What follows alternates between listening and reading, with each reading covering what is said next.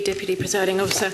And can I ask First Minister, as we move into COVID recovery, the strategic framework signals support for a level of home working to be embedded into society as we move to the new normal. This represents quite a significant shift both for our society and our economy as we move to the new normal. This represents quite a significant shift both for our society and our economy. How does the Scottish Government propose to analyse the impact on, say, mental health, public transport use and also our town centres and city centres of the policy decision, and will you share this analysis with our committee? First Minister. Many thanks. I think it's a very central question and consideration at this time. Obviously, of course, we were seeing pre-COVID, a change, albeit quite a slow change in the pattern of work and a growth in home working.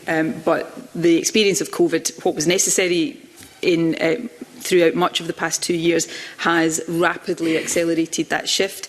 And I don't think any of us really fully understand yet exactly where the new normal will settle and what the balance will turn out to be. But exactly where the new normal will settle and what the balance will turn out to be. But I think it is reasonable to predict, and indeed perhaps, and I'll come on to this in a second, to encourage a greater degree of home working and hybrid working between people's homes and workplaces, as well as encouraging in office or in workplace working more locally, so hubs in more local communities.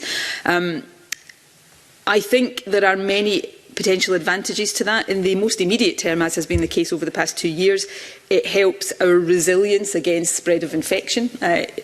Is the most immediate advantage, but longer term and more fundamentally, I do think it has advantages for work-life balance. It has obvious advantages in terms of reducing our carbon footprint and reducing commutes to and from work, and it has advantages, and there's some evidence already emerging of this, around increased productivity.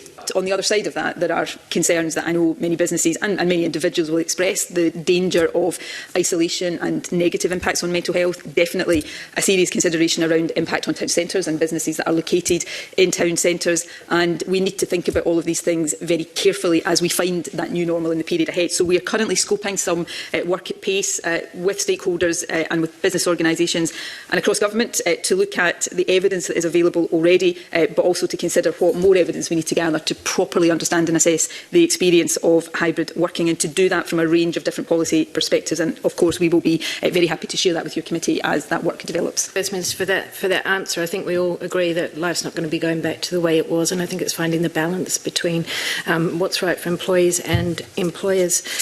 But in the past 2 years, our world has changed immeasurably. So it might not, and in some respects, it should not ever go back to exactly the way it was before the pandemic. So I think it's important this year to acknowledge in person, as we did virtually last year, the invaluable contribution women have made in tackling the pandemic. We've all heard a lot of talk in the past 2 years about building back better from this pandemic. And I think that's a term that sometimes understandably attracts some scepticism. But it is so important that we hold on to that and dedicate ourselves to making sure that out of the trauma of a pandemic, we build a better world and a better society here at home. This has been the most profound crisis to affect the country in most of our lifetimes. Certainly in my lifetime, it has exposed and in many cases it has exacerbated some of the deep inequalities that already existed. So the idea of simply returning to the status quo after so many people have sacrificed so much cannot be right. We cannot allow that to happen. We must learn lessons from the pandemic and work together to build a fairer country.